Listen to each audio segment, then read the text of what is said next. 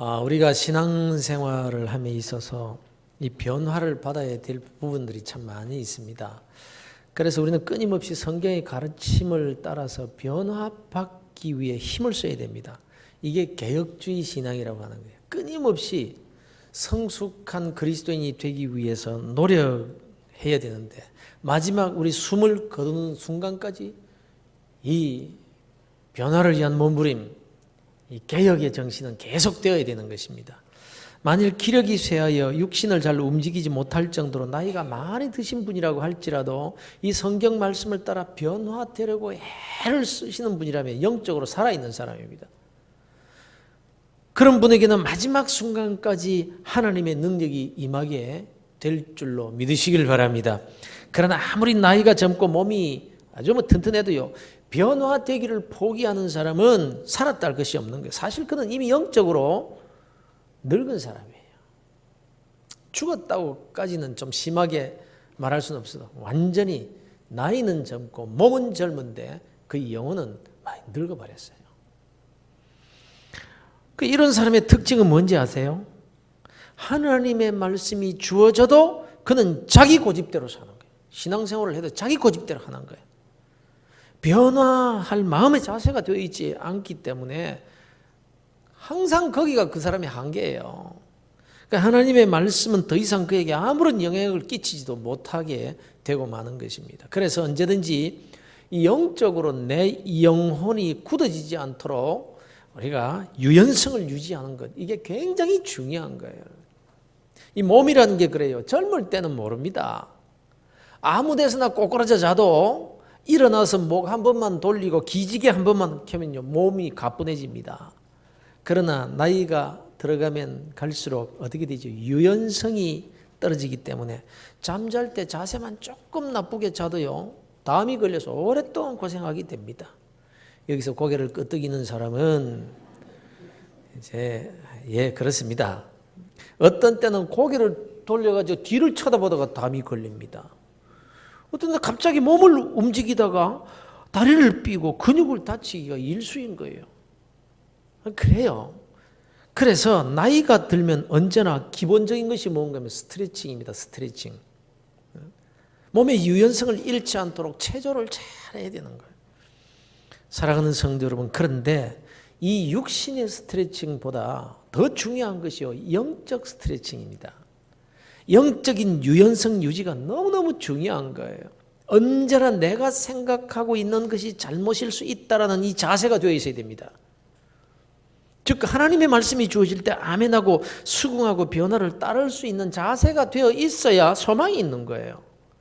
이것이 안 되어 있으면요, 아무리 열심히 봉사하고 신앙생활을 한다고 할지라도 하나님의 뜻이 아닌 자기 생각으로 열심만 내는 거예요. 하나님은 열심히 있다고 좋아하시는 거 아닙니다. 이 착각하지 말아야 돼요. 이렇게 하나님의 뜻도 아닌데도 열심만 가지고 있으면요, 열심히 하면 할수록 더 문제가 되는 거예요. 열심히 한다고 하나님이 기뻐하시는 것이 아니다. 하나님의 뜻대로 열심히 하는 게 중요한 거예요. 자기 열심만 가지고 설치다가 다윗이 얼마나 혼이 났습니까? 하나님의 법궤를 잘 모시겠다고 법궤를 모실 수레를 새로 제작을 합니다. 얼마나 멋지고 아름답게 만들었겠습니까? 왕이 만들었는데요. 내가 하나님의 임재를 상징하는 법궤를 모시는데 내가 대충 할 수 있겠는가? 이러면서 목수를 데려다가 최상품 나무를 재료로 해서 바퀴에는 온갖 장식들을 다 달고 그렇게 했지 않겠습니까? 적어도 내가 블레셋 사람들보다는 더 좋은 수레를 만들어야지, 아마 이렇게 생각했을 거예요. 블레셋 사람들이 법궤를 이스라엘로 돌려보낼 때에 새 수레를 만들고 그 두 마리의 황소가 끌고 가게 만들었거든요. 그런데 그 소들이 암소예요. 암소. 새끼 송아지 기르는 암소예요. 그러니까 이 젖먹이는 새끼 송아지를 떼놓고 이 수레를 끌게 했으니까 그 소들이 바로 가겠습니까? 새끼 찾아서, 송아지 찾아서. 그런데도 그 법궤를 끌고 가면서 뒤를 돌아보지도 않고 울지도 않고 그 소 두 마리가 착 뺏으면서까지 끌고 갔단 말이에요. 그러니 다윗이 내가 누군데? 이러면서 새 수레를 정성껏 만들어서 보내신 거예요. 모신 거예요. 다윗이 열심히 일했습니다. 그들이 하나님의 궤를 새 수레에 싣고 산에 있는 아비나답의 집에서 나오는데 아비나답의 아들 우사와 아효가 그 새 수레를 모니라.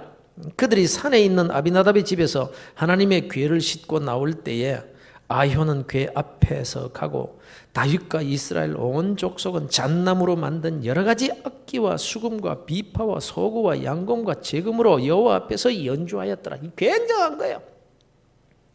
이 새수를 만들어서 하나님의 법궤를 싣고 그 앞에서 찬양하고 온갖 악기를 다 동원해서 그렇게 하나님의 궤를 다윗성으로 모시고 왔다라는 것입니다. 온 정성과 열심을 다해서 하나님의 궤를 모셨던 거예요. 그런데 하나님께서 진노하십니다. 소들이 뛰고 수레에서 떨어지려고 하는 법궤를 수레 몰던 우사가 그냥 떨어지지 못하게 손으로 만졌다 그 자리에서 죽임을 당합니다. 어이쿠 이게 웬일인고? 그래서 법궤 모시고 오는 일을 포기하고 말잖아요.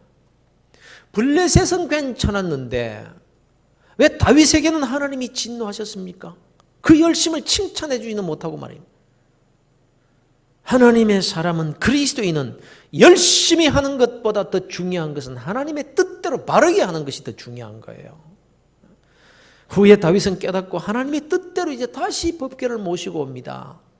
법궤는 고핫 자손들이 어깨로 매게 되어 있었습니다.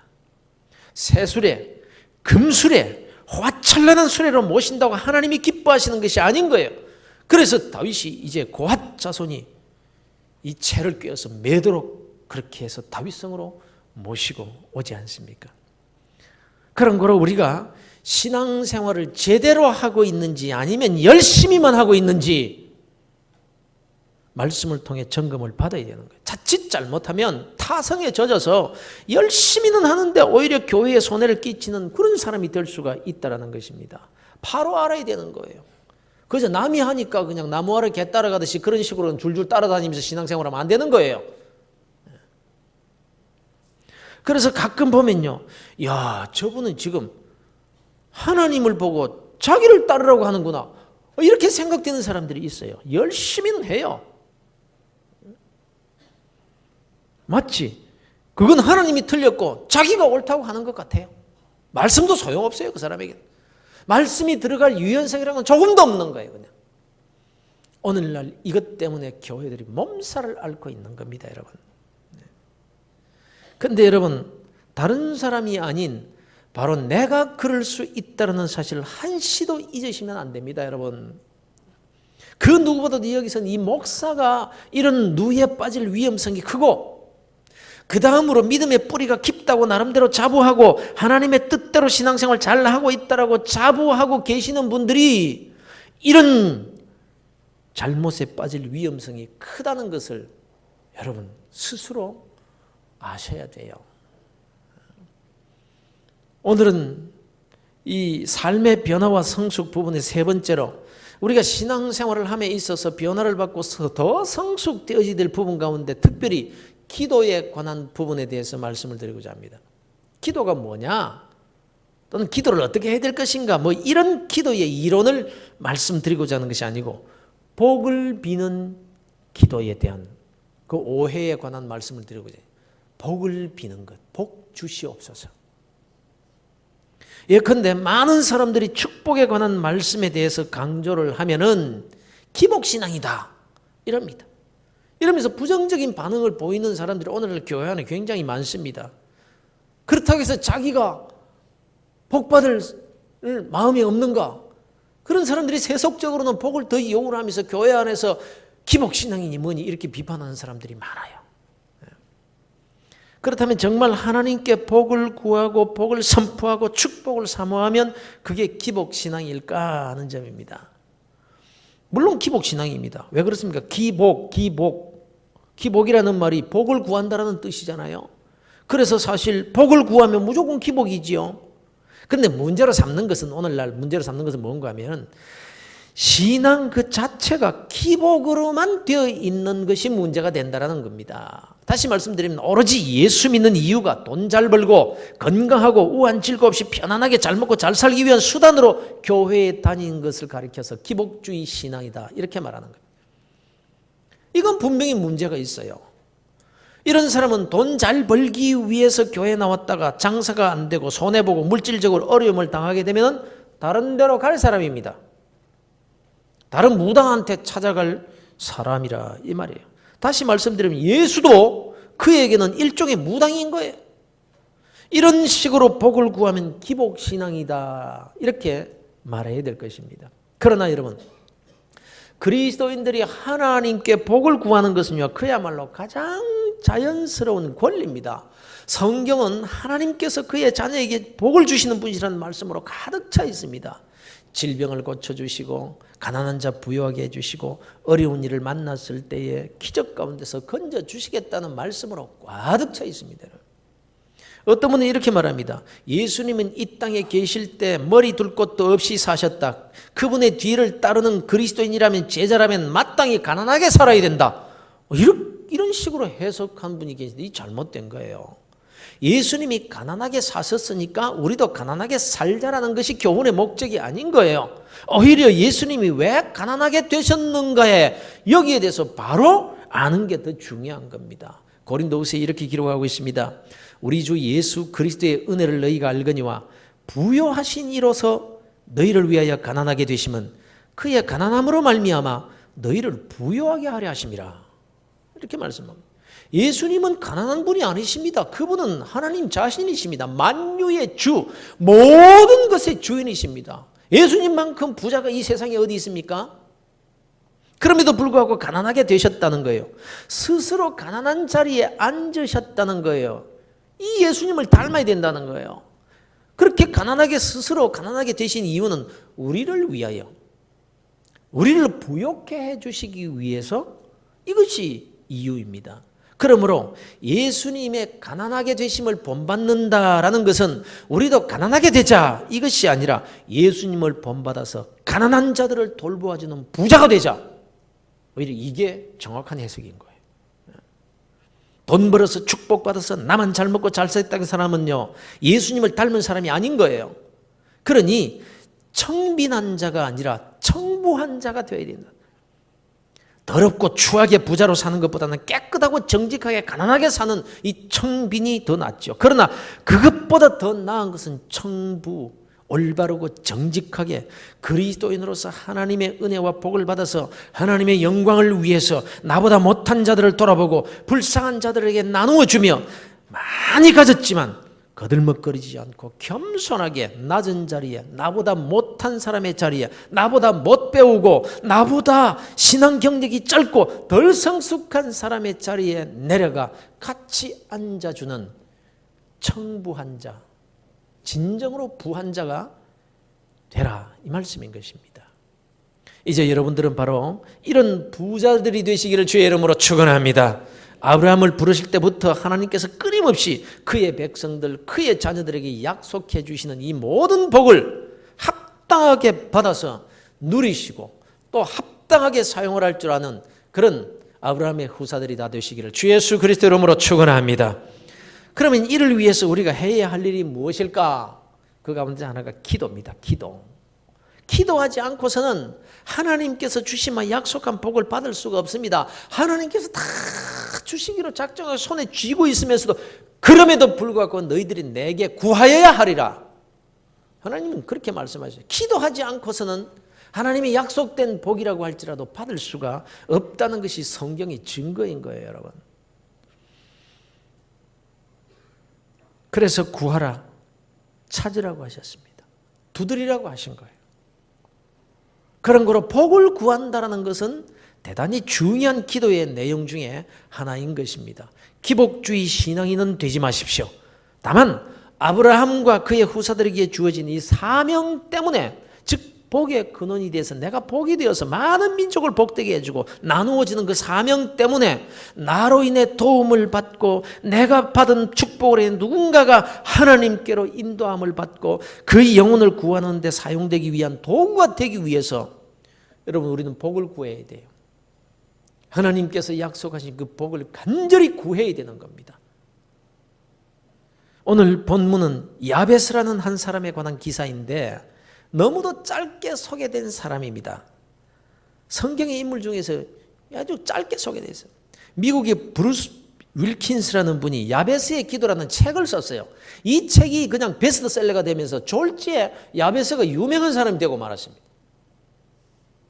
어쨌건 오늘 우리가 이 야베스라는 인물을 통해서 우리가 좀 변화를 받고 좀 더 성숙해지는 계기가 되기를 바랍니다. 우리의 기도가 좀 더 성숙되어지기를 바란다 이 말씀입니다. 그런데 이 야베스라는 사람이 어떤 사람입니까? 이 사람의 이름은 이 역대상 4장 9절과 10절에 딱 3번 나옵니다. 그가 어떤 사람인가, 어떻게 살았는지도 모릅니다. 그런데 역대상 1장부터 9장까지 600명이 넘는 족보의 인물들이 쫙 소개가 되는데 이 인물들, 그 600명에 이렇게 소개가 되고 있지만 그 어느 누구에게도 붙여지지 않는 단어가 이 야베스에게 붙어 있습니다. 야베스는 그의 형제보다 귀중한 자라. 야베스는 그의 형제보다 귀중한 자라. 야베스는 어떤 사람이었는가? 그의 형제보다 귀중한 자. 개역 성경에는 그의 형제보다 존귀한 자라고 해요. 즉 성경에 소개되는 그 수많은 인물들보다 귀중하고 존귀한 자라고 이렇게 말씀을 하고 있는 겁니다. 그의 행적이 소개되지도 않았습니다. 어떤 위대한 일을 이룬 지도자라는 말도 없습니다. 어느 지역에서 무슨 일을 한 역사적인 인물이었다라는 그런 소개도 없습니다. 그러나 그런 소개된 인물들보다도 귀중하고 존귀한 자라는 한마디의 말로 그의 인생을 평가하고 있다는 거예요. 그렇다면 우리가 헤아리 알 수 있는 것은 어떤 사람이 언제 귀중하고 존귀한 자라는 평가를 받게 됩니까?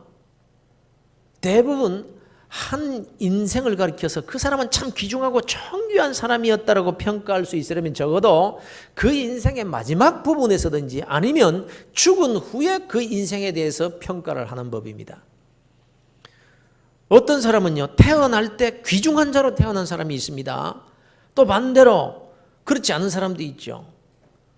어떤 사람은 세상 말로 재수 좋게 출세해서 존귀한 자로 인정받을 수 있는 거예요.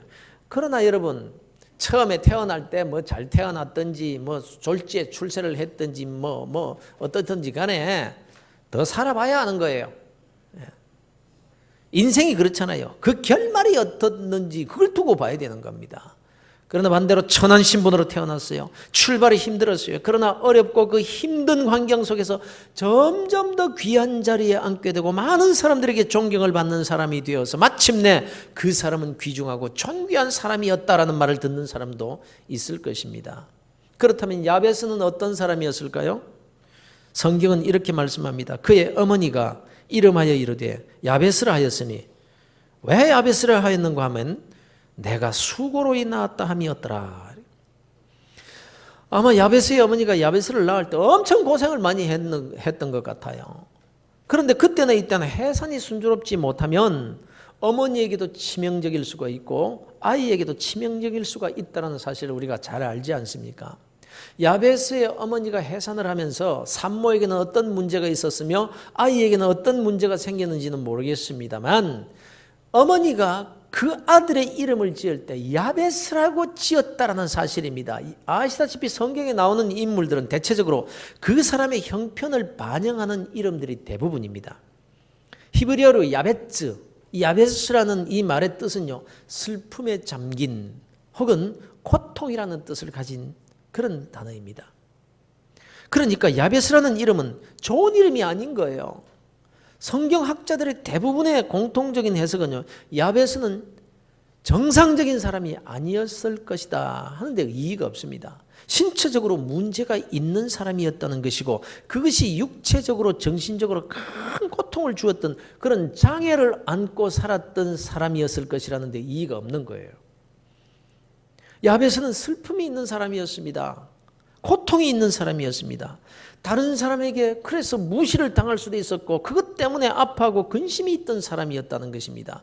그것이 야베스가 기도한 내용에도 나와 있습니다. 나로 환난을 벗어나 내게 근심이 없게 하옵소서. 환난을 벗어나게 해주시옵소서. 내가 근심이 없도록 해주시옵소서.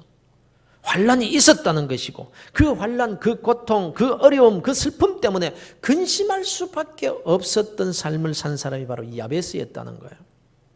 여러분의 슬픔이 없습니까? 환난이 있습니까? 여러분의 삶을 힘들게 하는 고통스러운 문제가 있습니까? 특히 태어나면서부터 가난하게 혹은 불우한 환경 가운데 또는 약하게 태어나서 남모르는 고통을 안고 살아가시는 분이 계십니까? 사랑하는 성도 여러분, 이 말씀을 주목하시기 바랍니다. 야베스는 그 형제보다 귀중한 사람이었다. 그 모든 형제보다 귀중하고 존귀한 자라고 성경이 증거하고 있습니다. 무슨 말인가 하면 야베스보다 건강하게 태어나서 건강하게 활동하고 산 형제들보다 존귀한 자였다 이 말입니다. 비록 슬픔을 안고 태어났고 환경과 주어진 조건들이 근심할 수밖에 없는 야베스였지만 그러나 그는 결국 존귀한 자로 여김을 받을 수 있었다는 것입니다. 그렇습니다, 여러분. 내가 가난한 가정에서 태어났고 그래서 배우지도 못했고 날 때부터 건강하지 못해서 늘 병마와 싸우며 살아야 하고 가족 관계도 복잡하고 져야 될 짐이 너무 많고 슬픔과 괴로움이 많다고 여러분 소망을 포기하거나 기죽고 살면 안 된다는 거예요. 마귀가 파놓은 그 절망의 함정에 빠지면 안 되는 것입니다. 왜냐하면 하나님은 슬픔 덩어리의 야베스를 귀중하고 존귀한 자로 바꾸어 주시는 분이기 때문입니다. 하나님은 환난 속에서 근심할 수밖에 없는 야베스를 존귀한 자의 자리로 앉혀주시는, 옮겨주시는 분이시기 때문에 우리는 그 어떤 경우에도 낙심하거나 좌절하지 말아야 된다는 것입니다. 여러분이 이 야베스와 같은 복을 받으시기를 주의 이름으로 축원합니다. 야베스는 특별한 사람이 아닙니다. 잘난 사람이 아닙니다. 평범 그 이하의 사람이었습니다. 그런데 하나님은 약한 자 세워 강한 자를 부끄럽게 하시는 분이시잖아요. 미련한 자를 세워서 지혜로운 자를 부끄럽게 만드시는 분이십니다. 흑암에서 빛을 일으키시는 분이시고 낮은 자 높여주시며 거름더미에 떨어져서 많은 사람들에게 조롱을 받을 수밖에 없는 사람이지만 그 거름더미에서 건져 귀족의 자리에 앉혀주시는 분이 바로 하나님이십니다. 여러분, 이 하나님을 신뢰하는 성도들이 되시기를 주의 이름으로 축원합니다. 그러므로 우리도 모두 야베스와 같은 복을 받을 수 있음을 믿으시길 바랍니다. 그래서 이 말씀이 성경에 기록되어 있는 것이고 오늘 우리 앞에 펼쳐지게 되는 거예요. 그런데 야베스가 어떻게 귀중하고 존귀한 자가 되는 복을 받을 수 있었는가? 바로 야베스의 기도 때문이었다는 거예요. 기도 때문에. 그는 그런 어려운 상황 속에서도 하나님을 바라보았습니다. 포기하지 않았습니다. 나는 여기가 한계다. 이렇게 살아야지 뭐 별 수 있나 이 몸 가지고. 이렇게 자기 인생을 비관적으로 보지 않았습니다. 세상은 자기를 어떻게 보든 주위의 환경이 어떻든 복을 구할 수 있는 하나님의 자녀임을 믿었습니다. 세상 사람 다 자기를 멸시한다고 해도 하나님은 자기를 사랑하시며 기도를 들어주신 분을 확실히 믿었던 것입니다. 그러면 야베스의 기도의 내용이 뭡니까? 주께서 내게 복을 주시려거든 나의 지역을 넓히시고, 지난번 성경에는 나의 지경을 넓히시고 주의 손으로 나를 도우사 나로 환난을 벗어나 내게 근심이 없게 하옵소서. 지극히 간단한 기도인데요, 패배자의 기도가 아닙니다. 자기를 안고 사람들에게 무시당하며 정말 야베스와 같은 그런 상황에서 하나님께 기도하는 내용이 전혀 아니에요. 하나님, 내가 너무 살기가 힘듭니다. 그래도 어떡하겠습니까? 제게 맞는 복을 주시옵소서. 제가 많은 것을 요구하지는 않습니다. 다른 사람에게 신세지지 않고 이 몸으로 살아가기에 필요한 것들을 제게도 공급해 주시옵소서. 이렇게 기도하지 않았다는 거예요. 그는 당당하게 복에 복을 더해달라고 기도하고 있습니다. 그냥 일반적으로 복을 받는 것에 더해서 더 큰 복, 더 특별한 복을 달라고 기도합니다, 여러분. 그런데 보십시오. 야베스가 어떤 사람입니까? 살기가 힘들고 어려워서 지친 사람의 기도가 아닌 거예요. 나의 지역을 넓혀 주시옵소서. 나의 지경을 넓혀 주시옵소서. 지경이란 땅의 경계를 말하는, 지역이라는 그 지역 전체를 말하는 것이 않습니까? 그 지역을 넓혀 주시옵소서. 땅보다 되게 해달라는 말입니까? 그게 아니지요. 관할할 수 있는 지경, 영향력을 펼칠 수 있는 그런 영역을 주시옵소서. 이게 어떻게 비정상적인 사람의 기도라고 할 수 있습니까? 뭐 세상에 똑똑하고 영향력이 내 있어서 내가 이 영향력을 세상에 펼칠 수 있도록 하나님이여 내게 은혜를 베풀어 주시옵소서, 이럴 만한 사람이 아니잖아요. 야베스예요, 야베스. 그런데 하나님, 나의 지역을 넓혀 주시오, 나의 지경을 넓혀 주시옵소서. 비록 세상 사람들에게 조롱받고 멸시받을 수밖에 없는 처지라고 할지라도 하나님께서 은혜를 주시고 하나님께서 복을 주시면 거룩한 영역을 넓게 펼칠 수 있다는 사실을 야베스를 통해서 오늘 저와 여러분에게 말씀해 주고 있는 것입니다. 여러분, 이 복이 바로 그 아브라함에게 약속된 그 복이잖아요. 나도 복의 근원이 되어서, 내가 복이 되어서 그 사명 이루며 살고 싶다라는 것입니다. 거룩한 영향력, 복음의 영향력으로 살게 해달라는 아브라함의 후사가 해야 될 그 기도를 지금 야베스가 하고 있는 거예요. 여러분, 이 야베스가 존귀한 자로 인정받을 수 있었다면 단순히 그가 땅 부자에게 부자가 되었기 때문이었겠습니까? 떵떵거리며 살 수 있는 권세가 있었기 때문에 형제보다 존귀한 자라고 했겠습니까?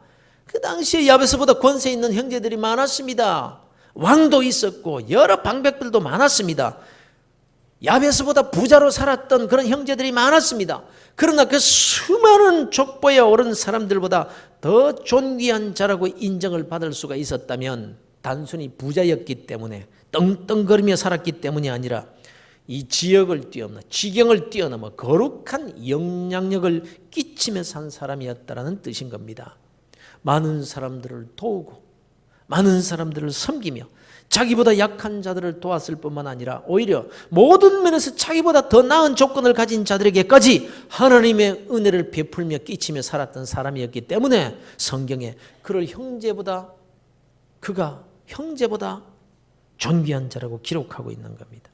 사랑하는 성도 여러분, 그런 거로 우리가 하나님께 기도할 때 당당하게 복을 구할 수 있어야 됩니다.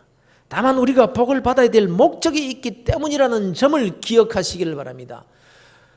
우리에게 아브라함의 후사로서의 비전이 주어져 있기 때문에 그 기도를 해야 되는 거예요.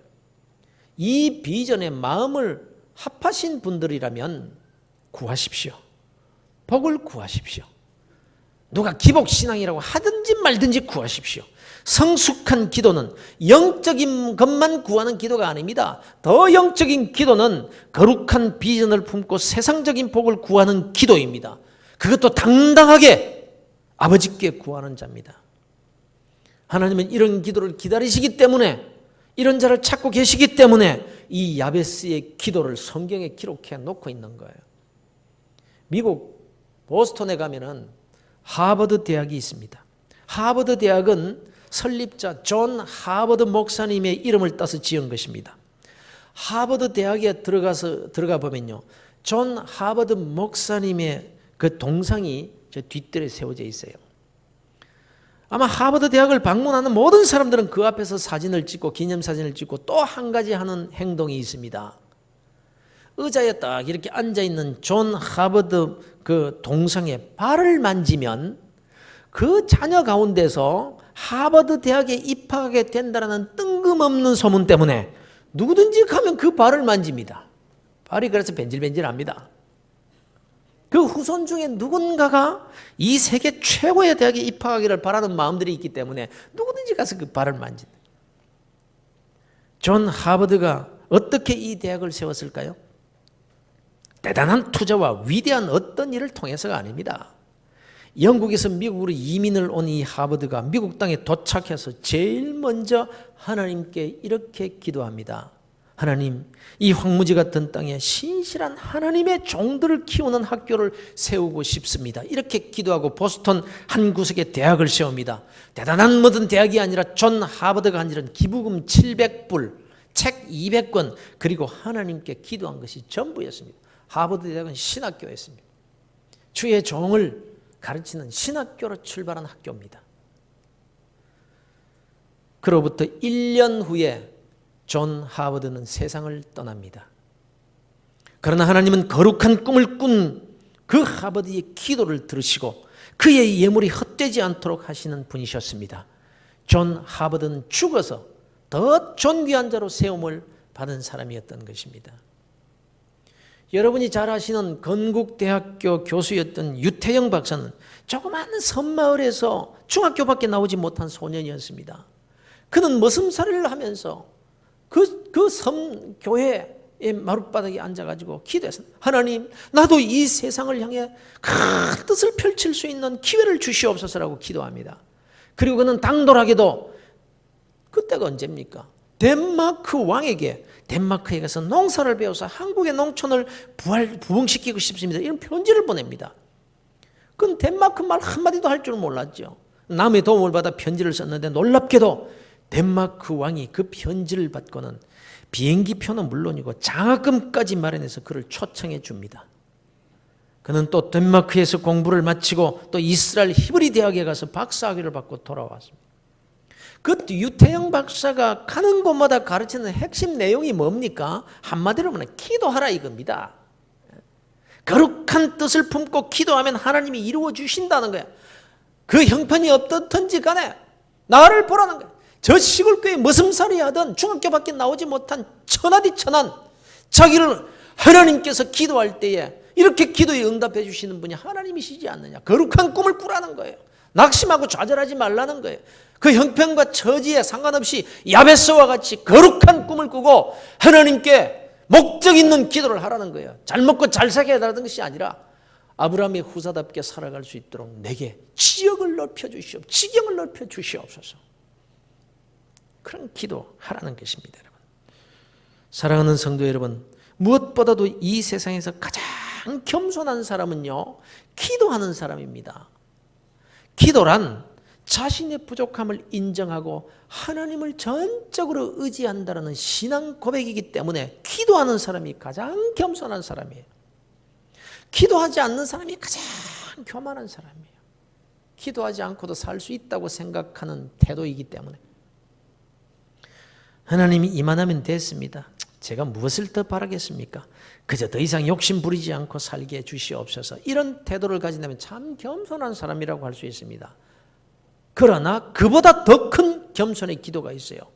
야베스와 같이 복에 복을 더해 주시옵소서. 그 지역을 넓혀 주셔서 영향력으로 주의 뜻을 만방에 전하고 내가 베풀며 살게 해 주옵소서. 사니까 사는 인생이 아니라 아브라함에게 맡겨진 사명 감당하는 그런 아브라함의 후사로 나를 세워 주옵소서.